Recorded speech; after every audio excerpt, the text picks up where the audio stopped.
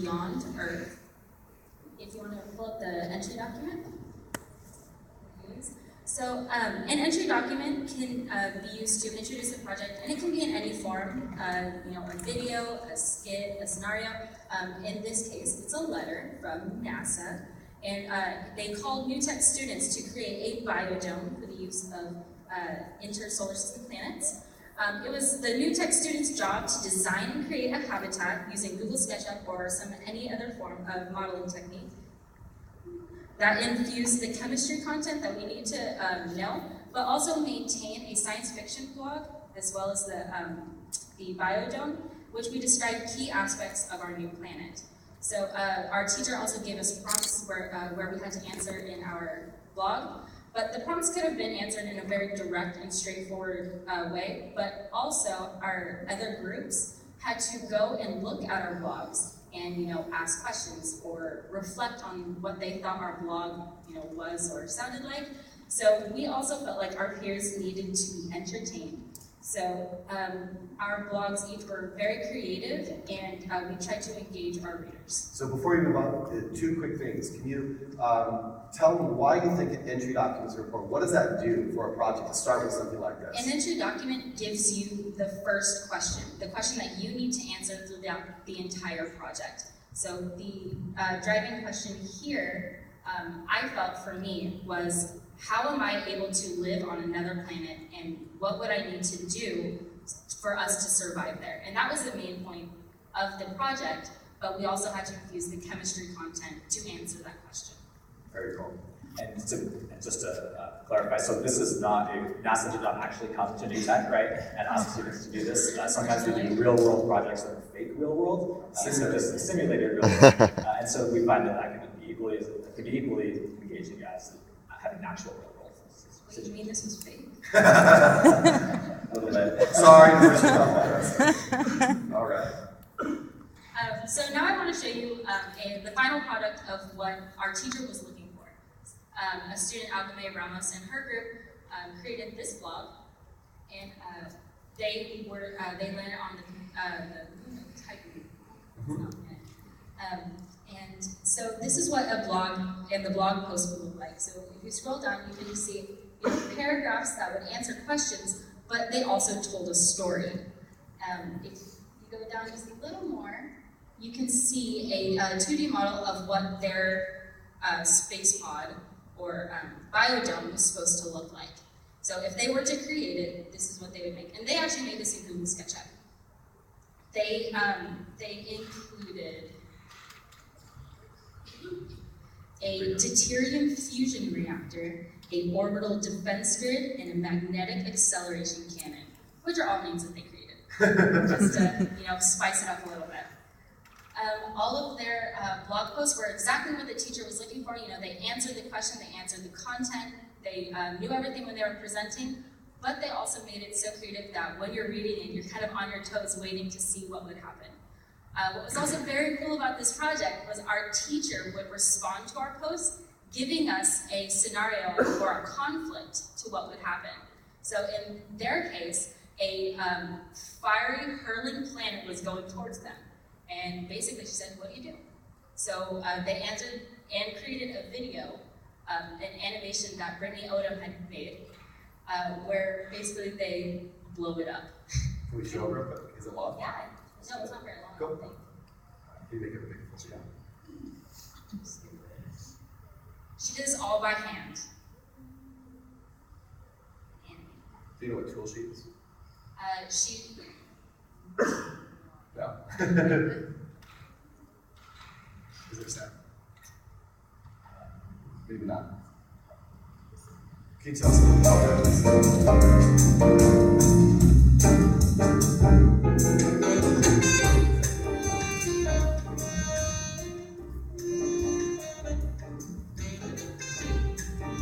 So this is giving some visual of what their space pod would look like.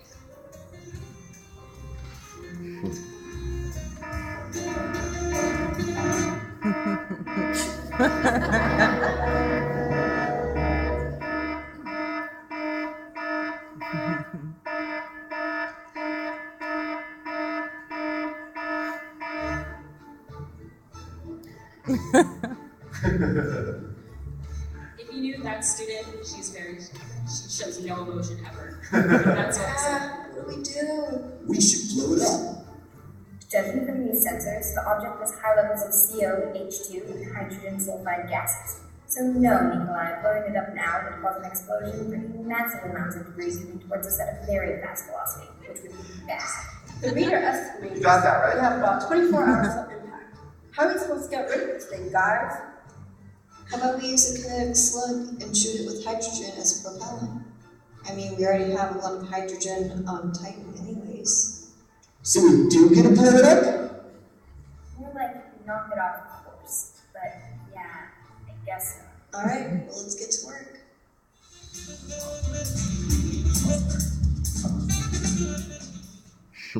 So as it just goes forward, it gets closer, and then they shoot something out, and it just floats around. That's kind of how it goes.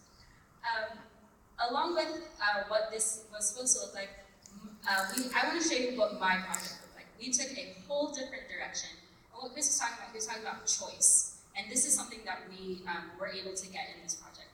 Instead of creating a blog, my group created a Twitter. For the theme of this project, instead of being scientists or astronauts, we chose to be rappers in space. And we had the super gangster name of Astro Swag. And just letting you know, we did rap in front of the class. Can you figure it out? I'm alone now. I need Brendan okay. Hannaford and his Need a singing. beat? Yeah, Maybe later. maybe later. So if you want to scroll down a little bit, kind of towards the, these are super interesting. And you can follow them too. Yeah, you can follow us. That'd be fun.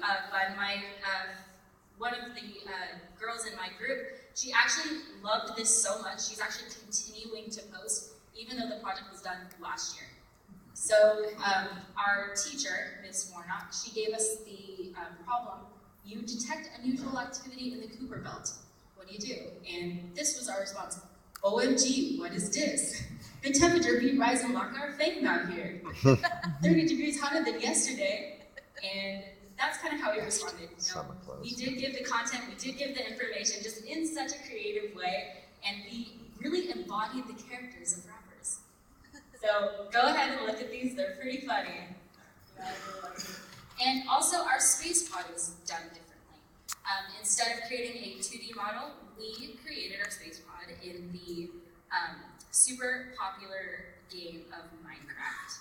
So this is Brendan Hannaford, and he's going to do a walkthrough of what our base looks like. There isn't any sound because he didn't talk. Can you tell us what we're seeing? Yes, right now you're seeing the outside of our space, our habitat, our biodome, Astro Swag base entrance, members only, so only us. And right when you walk in, we have our hazardous materials in our bin. So we're not going to want to bring our hazardous materials into our house. So we put them all in a bin, which is an airlock. So you open it, and then you leave, and you close it, and everything is airlocked in there. So none of the hazardous material gets into our house. This is our air control in our hydropower room. So as we go, you can see our oxygenation filter and our temperature regulator. Maybe we can pause there. So a lot of people who'd be watching this, they'd say, oh, you guys just goofed around in Minecraft, right? Obviously it was fun to do in Minecraft. It was very fun. Okay. But clearly there's some connection here to what you were learning in chemistry as well. Tell us about that connection. Definitely. So the oxygenation filter and the temperature regulator, like what you just saw, well, we were on Pluto. So where are you supposed to get oxygen from Pluto? So what we had to do was, grow plants and recycle that oxygen and find out a way where we were able to survive or build things in our biodome, which would help us survive. So what we would create was an oxygenation filter, and then we had to describe it in our blog, how we made it and what that would actually be. And we also had our temperature regulator. Since it is so cold on Pluto, since it's so far away from the sun, how are we supposed to get heat? So luckily for us, we brought matches, apparently, and we set things on fire, and then we recycled that heat in our temperature regulator. So in our blog, if you go and read it, you can see how we did